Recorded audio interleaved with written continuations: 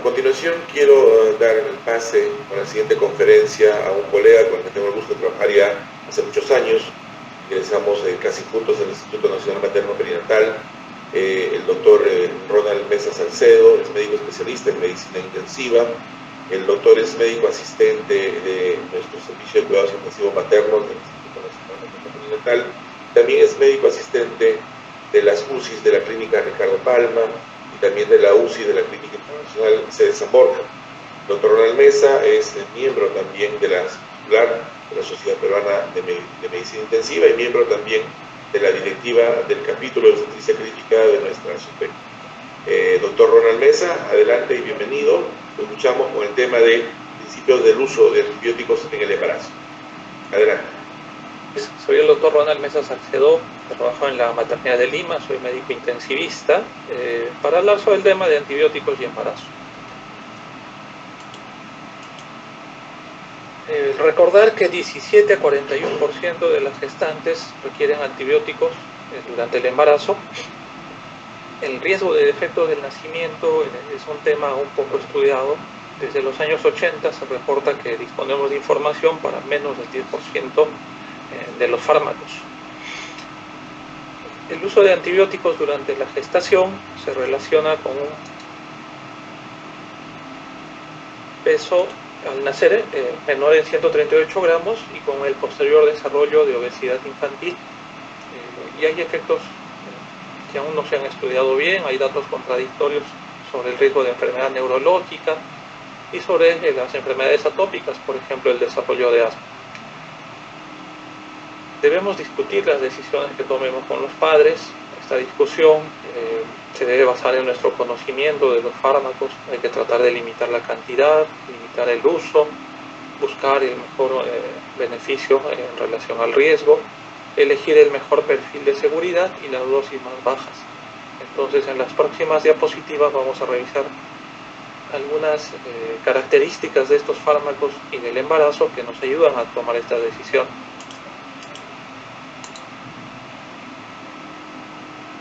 En esta diapositiva les traigo un estudio en el cual se ha estudiado la incidencia de abortos asociado a diferentes antibióticos en el primer trimestre. Tenemos que acitromicina, claritromicina, ciprofloxacino, norfloxacino, levofloxacino, doxiciclina y metronidazol se han relacionado con una cantidad significativamente estadística de abortos. En cuanto al modo de acción de los antibióticos, recordemos que puede ser concentración dependiente o tiempo dependiente. En el primer caso tenemos a los aminoglucósidos, las quinolonas, y estos fármacos tienen un efecto postantibiótico. Es importante recordar esto. Hay medicamentos que incluso pasadas algunas horas por debajo, al caer la concentración, por debajo de la concentración inhibitoria mínima, aún mantienen un efecto antibacteriano, y es el caso de los aminoglucósidos sobre los gram negativos, el metronidazol, la clindamicina e incluso la anfotericina sobre cándida.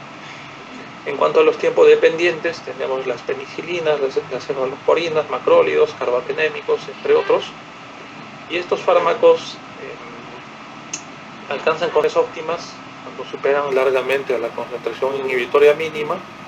Para los bactericidas esta concentración puede ser 2 a 4 veces mayor y para los bacteriostáticos hasta 16 veces mayor. Hay que tener cuidado con este tema. Se describe un efecto paradojal conocido como efecto Gibel, según el cual cuando se alcanzan concentraciones muy por encima de la concentración inhibitoria mínima, podemos tener en forma contraproducente una menor actividad antibiótica. Recordemos algunos cambios farmacocinéticos en el enfermo crítico. Acá no vamos a hablar todavía de la condición de las obstétricas, solo del enfermo crítico en general, el cual es un paciente que suele tener inflamación, disfunciones y una serie de trastornos metabólicos. Pues bien, en estos pacientes el volumen de distribución, en el caso de los infectados, está aumentado y eso conduce a menores concentraciones séricas de los fármacos. En caso que la función renal esté conservada y la depuración no cambie, la constante de eliminación y la vida media del fármaco se prolongan y esto favorece a los medicamentos que tienen un efecto tiempo dependiente. En cuanto a la disfunción hepática, no está bien conocida la actividad final de este problema. Hay que valorar el ajuste de dosis y la bilirrubina aumenta por encima de 5 miligramos por decilitro. La hipoluminemia es frecuente en pacientes críticos, también en pacientes obstétricas, y esto lleva a una mayor proporción de droga libre. La droga libre tiene mayor afinidad por los tejidos y encontramos mayor concentración en los tejidos, incluyendo la placenta o la circulación fetal, y menor concentración en la sangre materna. La penetración tisular es variable. Por ejemplo, hay algunos fármacos que se concentran más en pulmón, como los descritos aquí. En cuanto a la disfunción renal, la vida media de los fármacos aumenta, y además considerar que algunas técnicas de hemodiálisis pueden alterar la remoción de los antibióticos según los filtros o la estrategia de diálisis que se emplee. Pasemos al embarazo. Hay diversos cambios fisiológicos y farmacocinéticos que influyen sobre la actividad de estos fármacos. A nivel de absorción tenemos una menor motilidad intestinal, y esto puede alterar la absorción del fármaco. También recordemos que muchas mujeres tienen náuseas, eso disminuye la ingesta. En cuanto a la distribución, las concentraciones máximas de los fármacos son menores, y esto genera un retardo en su eliminación. Puede haber hipoproteinemia además, y esto aumenta la fracción libre ya comentada. El metabolismo suele estar alterado incluso desde un inicio por la acción de la progesterona, y esto hace que la vida media y la acción puedan disminuir y en otros casos aumentar. La excreción está aumentada habitualmente por el aumento del flujo plasmático renal y la filtración glomerular, y esto disminuye la concentración plasmática y la vida media de los medicamentos. Esta diapositiva resume lo anterior. Quise agregar un par de detalles. Por ejemplo, el impacto de la labor de parto suele acompañarse de vómitos y de un retardo en el vaciamiento gástrico.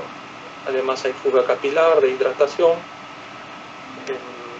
las demandas metabólicas aumentan, hay un perfil hormonal que cambia rápidamente, y hay intervenciones que pueden impactar en la fisiología. Por ejemplo, la anestesia epidural, que provoca hipotensión con hipoperfusión temporal en algunos tejidos. Finalmente, hablemos del pasaje transplacentario de fármacos. Esto es importante a la hora de considerar el impacto que vamos a tener sobre el bebé. Tenemos que hay algunas condiciones patológicas, como la preeclampsia y la hipertensión, en la cual hay un mejor pasaje, y hay otras como la diabetes, la hipotensión o la labor de parto activa, en las cuales hay menor pasaje. Las condiciones fetales de riesgo, como acidosis, hipoxemia, la prematuridad y el hidros, se acompañan de menor pasaje hacia el feto. Si hablamos de antibióticos y embarazo, debemos recordar la clasificación del FDA, que va de la A a la D, y se incluye también la categoría X, con fármacos contraindicados. Recordar aquí que los fármacos de categoría A no tienen ningún riesgo, ningún antibiótico está en este grupo. Los fármacos de categoría B no tienen evidencias de riesgo en humanos, pero no existen estudios controlados, y la mayor evidencia disponible proviene de animales en los cuales no hay existencia de efectos adversos. En la categoría C no se pudo descartar la presencia de riesgo, y los estudios en animales revelan algunos riesgos. Entonces podemos elegir estos fármacos siempre que los beneficios del tratamiento superen a los riesgos. En la clase D hay evidencias claras de riesgos para el feto, y no deberían usarse estos fármacos salvo estricta necesidad. Otro parámetro importante es la concentración sérica de los fármacos. Cuando relacionamos la concentración en la sangre fetal y materna, tenemos que penicilina y ampicilina alcanzan buenas concentraciones de 50 a 100%, sin embargo son fármacos con un buen perfil de seguridad, y esto los beneficia a la hora de elegirlos. Fármacos que tienen poca concentración, como amicacina, con un rango de 0 a 30%, tienen un perfil tóxico de riesgo, y deben usarse solo valorando mucho los riesgos y los beneficios. Hablemos de teratogenia. Recordar que la teratogenia es un evento relativamente poco frecuente, 2 a 3% de los embarazos, y dentro de ese 2 a 3% se describe que un 2 a 3% se ocasionan por fármacos. Hay otros eventos que pueden provocar teratogenia y estos deben estudiarse antes de atribuir la teratogenia a un fármaco. Además, el fármaco debe cruzar la placenta y ya describí algunas de las situaciones que favorecen o disminuyen ese pasaje. Y recordar que la exposición a las drogas puede tener efectos muy diferentes según el periodo en el cual se presenta. En el periodo inicial de preimplantación, el suceso es radical, generalmente se va de la pérdida del embarazo o de una integridad que lleva al crecimiento del embrión. Si se da la exposición teratogénica durante la organogénesis de las semanas 6 a 8, entonces el riesgo es alto. Se pueden sufrir malformaciones estructurales incompatibles con el desarrollo, que también llevan a una pérdida. El periodo fetal, por encima de las 9 semanas, se acompaña de alteraciones morfológicas menos graves, pero pueden afectar el crecimiento y desarrollo funcional del feto. Cuando hablamos de teratogenia, ahí podemos agrupar a los medicamentos según su nivel de riesgo. No teratogénicos tenemos a las penicilinas, las cefalosporinas, la clindamicina e incluso se describe el metronidazol. Los aminoglucósidos producen ototoxicidad y nefrotoxicidad a nivel fetal y también pueden provocar lesiones maternas. Las tetraciclinas están absolutamente contraindicadas por sus efectos adversos sobre los huesos y dientes fetales. La doxiciclina se une menos al calcio y podría tener menor riesgo de teratogenia. Esto debe ampliarse. Las fluoroquinolonas son tóxicas para el cartílago en desarrollo, esto en animales, y hay metaanálisis que muestran que no eleva el riesgo de malformaciones congénitas, pero los datos son limitados. Por el momento no se recomienda usar estos medicamentos. La trimetoprima no debe utilizarse en el primer trimestre. Se ha descrito que 2 a 4% de los casos de expuestos se relacionan con anomalías congénitas importantes. Además, es un antagonista del ácido fólico y produce desarrollo embrionario normal en animales. El uso en el tercer trimestre se relaciona con kernísterus y desarrollo de ictericia neonatal. Otros medicamentos a considerar son las sulfonamidas, que no deben usarse en el primer trimestre, se relacionan con hemólisis y hay un metaanálisis que demuestra un mayor riesgo de malformaciones. El fluconazol tiene riesgo teratogénico en el primer trimestre cuando se usa dosis altas mayores a 400 miligramos por día. Ojo que no se ha descrito lo mismo para dosis bajas, 150 miligramos, que sí se pueden usar con cierto nivel de seguridad. En cuanto a los macrólidos, se asocian con pérdidas en el embarazo y también mayor riesgo de malformaciones importantes cuando se comparan con penicilina. Hay algunos que tienen un perfil más marcado en este aspecto, como claritromicina. La citromicina ha generado menos riesgo de malformaciones. Entonces, repasando todo lo descrito hasta aquí, recordemos los principios para el uso de antibióticos durante el embarazo. Bueno, si tenemos infecciones graves como la sepsis, hay que usar la vía endovenosa, hospitalizar a la paciente, hacer un manejo integral. Al elegir el antibiótico hay que considerar la clasificación de riesgo fetal. No está mal en ese momento revisar la literatura actualizada. A veces este catálogo de B, C o D nos deja muchas dudas, entonces hay que revisar los estudios publicados. Lamentablemente en el embarazo es difícil hacer estudios, es difícil producir información de calidad y generalmente nos vamos a encontrar con párrafos que dicen usted sopese el riesgo-beneficio y este riesgo-beneficio se basa en nuestro conocimiento. Debemos priorizar el uso de antibactericidas como penicilinas, cefalosporinas. Además, considerar las modificaciones farmacocinéticas ya descritas. Quizá debemos usar más dosis en aquellos fármacos que tienen excreción renal y en aquellos que tienen mayor volumen de distribución intravascular. Los defectos congénitos ya mencionados se dan en 3% de embarazos y un porcentaje mínimo se asocia a fármacos. En la lactancia materna hay algunas recomendaciones que voy a ampliar al final. Para el tratamiento empírico inicial se deben usar 2 a 3 antibióticos de amplio espectro, esto cuando hablamos de infecciones severas. Además debemos hacer un inicio inmediato de los antibióticos. Hay recomendaciones que demuestran que la sepsis va mejor cuando iniciamos los antibióticos en la primera media hora de llegado el paciente. Y además, este inicio de antibióticos debe ser precedido en forma obligatoria de la toma de cultivos. Hay algunos estudios iniciales que podemos solicitar y que nos orientan sobre la etiología de la enfermedad, no solo los cultivos, por ejemplo, el estudio del líquido cefalorraquídeo o las ecografías de abdomen para buscar abscesos ocultos. Debemos pedir cultivos, en algunos casos, con técnicas especializadas, por ejemplo para anaerobios, para tuberculosis, cuando la historia clínica así lo fundamente. Y si no hay respuesta y no logramos identificar al agente causal en la primera ronda de cultivos, y si el estado del paciente lo permite, podemos suspender el antibiótico por 2 a 3 vidas medias y tomar nuevos cultivos. A las 24 a 48 horas de iniciado el antibiótico debe reconsiderarse el esquema. Para entonces quizá ya tengamos un avance de los cultivos o quizá la clínica ya nos orientó sobre el foco si es que no lo conocíamos y podemos hacer desescalamiento. Esto previene la aparición de resistencia. Además debemos evitar el uso combinado de antibióticos que tengan efectos tóxicos similares. Hemos de preferir aquellos esquemas que tienen sinergia en cuanto a la actividad terapéutica, por ejemplo el uso de penicilina y aminoglucósidos. Además, considerar el grado de penetración de los antibióticos en el líquido, tejidos afectados, y junto a esto va el hecho de que debemos de desfocalizar. Tenemos pacientes que tienen infecciones de heridas operatorias o abscesos no drenados, y nada ganamos dándole 2 o 3 antibióticos si no hacemos la desfocalización de esos focos infecciosos.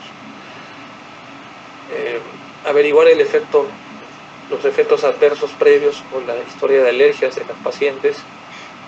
Además, medir las concentraciones séricas de ser posible, y en algunos casos esto es obligatorio.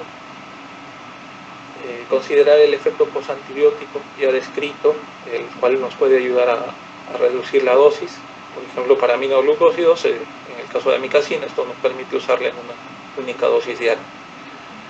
Las concentraciones fetales son variables, son poco predecibles, hay varios factores que intervienen sobre esto, y solo el conocimiento de la distribución de los fármacos y del pasaje placentario nos dan una idea sobre este parámetro. Les había comentado que íbamos a repasar un poco de antibióticos y lactancia, porque no solo el embarazo nos importa, sino nos importa el puerperio. Y tenemos pacientes críticas que felizmente se recuperan rápido y luego de 2 o 3 días pueden retornar a hospitalización y dar de lactar a sus bebés.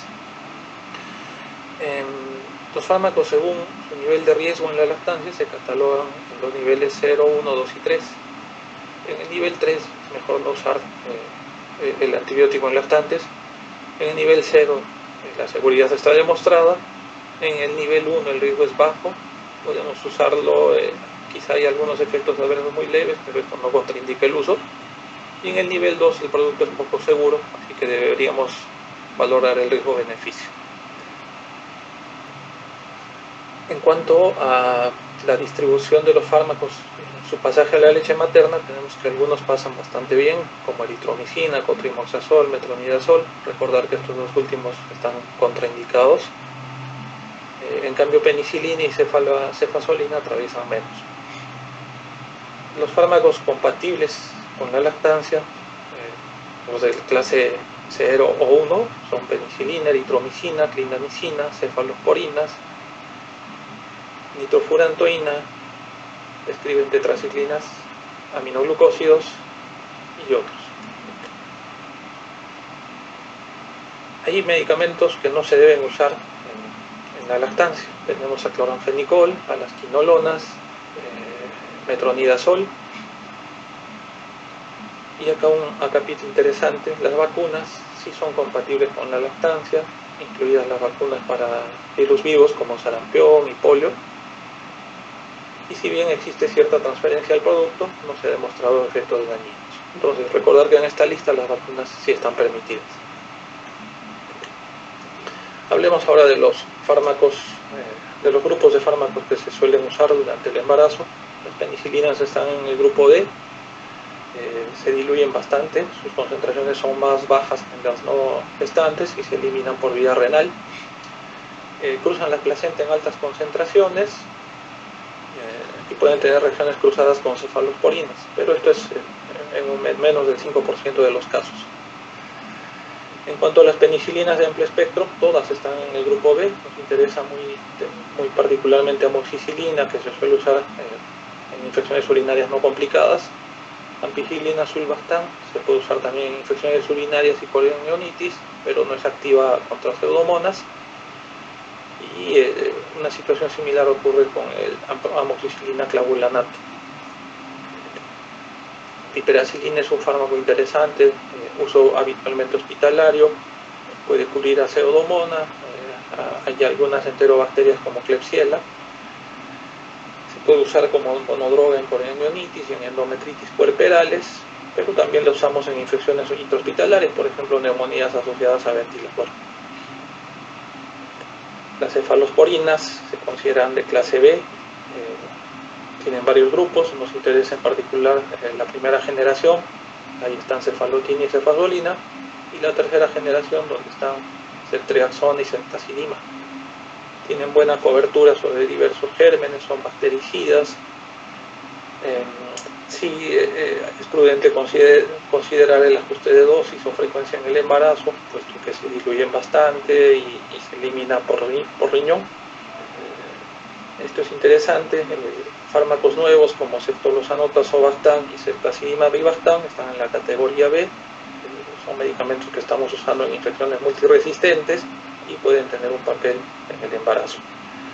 Cefalotina y cefazolina se suelen usar para la profilaxis postcesárea, tienen un buen perfil de seguridad y se pueden usar sin mayor problema. Cefalosporinas de tercera generación como ceftriaxona y ceftazidima se han usado en infecciones del sistema nervioso central, en poliomioelitis y en endometritis. Recordar que atraviesan la placenta y se transfieren por la leche, pero tienen un buen perfil de seguridad. La vancomicina está en el grupo C, es un bactericida activo solo contra gram positivos, sobre todo aerobios. Es particularmente interesante porque se puede usar en estafilococos meticilinos resistentes. Recordar que hay poca información para el primer trimestre y hay cierta evidencia favorable para el segundo y tercer trimestre. Sin embargo, la recomendación es usarlo solo cuando el riesgo supera el beneficio. Los aminoglucósidos son bactericidas, actúan sobre todo sobre gram negativos. Estos medicamentos tienen un margen terapéutico estrecho, la concentración tóxica está muy cerca a la concentración terapéutica y además se han desarrollado con el desarrollo de resistencia frecuente en los últimos años. La gentamicina logra exposición fetal en niveles terapéuticos pero sin riesgo de ototoxicidad y su concentración es baja en la leche materna, entonces sí puede usarse durante la lactancia, no se absorbe por vía intestinal. En cambio, la streptomicina no se debe usar, produce sordera. La colistina es un fármaco de clase C, reservado para infecciones multiresistentes por Pseudomonas o Acinetobacter, así que deberemos considerar su uso solo cuando se trata de infecciones que no responden a otros grupos de antibióticos.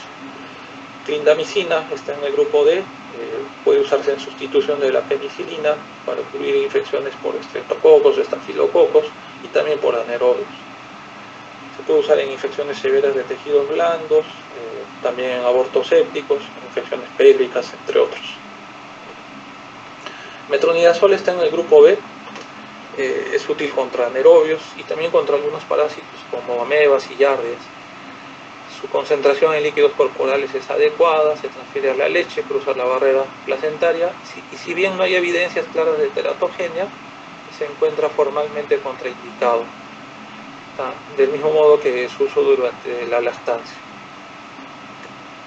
La tigeciclina es un medicamento interesante, cubre gérmenes resistentes a otros fármacos, se puede usar acompañando algún antipseudomonal, sin embargo es clase D, no debemos usarlo en el embarazo. Las quinolonas están en la clase C, tienen una cobertura interesante sobre gram negativos, incluso sobre algunos gram positivos, pero se han relacionado con algunas malformaciones en animales. Hay un metaanálisis publicado para buscar el riesgo de teratogenicidad en humanos. No mostró un aumento, pero se requiere acumular mayor información. Los carbapenémicos están en la clase C. Los podemos usar sobre todo cuanto a enterobacterias, incluyendo algunas que ya tienen desarrollo de beta-lactamasas. Pseudomonas puede ser sensible, pero se requiere concentraciones elevadas. Las concentraciones de estos fármacos disminuyen durante el embarazo. Se pueden usar en bacteriemias, neumonías. En cualquier caso son medicamentos que hay que valorar bien. Son clase C, así que solo debemos usarlo cuando las infecciones son severas y no responden a otros antibióticos. Linezolid está en el grupo C. Este es un fármaco que se puede usar también contra estafilococo meticilino resistente, cuando no podemos usar vancomicina por algún motivo. Se relaciona con trombocitopenia, leucopenia y con disfunción hepática. Igualmente, ¿no? Valorar mucho el uso antes de indicación. Cotrimoxazol está en el grupo C. Ya describimos que se relaciona con alteraciones en el primer trimestre y también con kernisterus al término del embarazo. Los macrólidos tienen un perfil de seguridad aceptable, salvo la aritromicina. La citromicina tiene una vida media tisular bastante larga, se concentra bastante bien en miometrio y tejido placentario y es clase B. Es un fármaco interesante para usar sobre cocos y bacilos gram positivos, y también sobre gérmenes intracelulares. En cuanto a los monobastámicos como Astreonam, no hay muchos datos sobre su seguridad en el embarazo. Actualmente tiene categoría B, debe usarse con precaución en el primer trimestre. Y se puede usar en reemplazo de beta-lactano. La nitrofuratoína categoría B se usa en infecciones urinarias. No se mostró una relación con malformaciones congénitas mayores. Sí se ha descrito el desarrollo de anemia hemolítica como efecto colateral. Los antifúngicos, los describo acá en esta tabla de la derecha. Fíjense que la mayoría son clase C o D.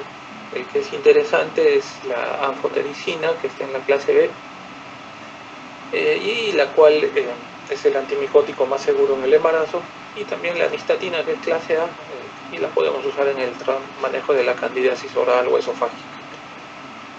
Este es un resumen de todo lo comentado. En la clase B tenemos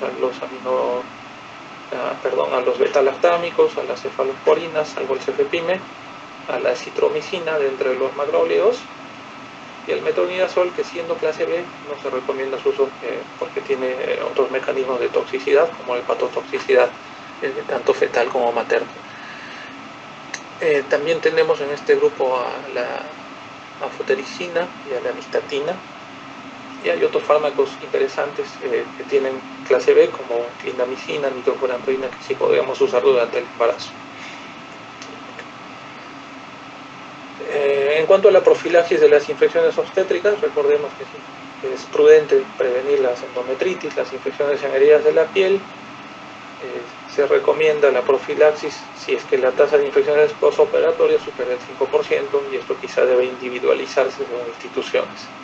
Los antimicrobianos utilizados para la profilaxis deben de tener un adecuado espectro antimicrobiano, buena concentración tisular, eficacia clínica demostrada, baja toxicidad.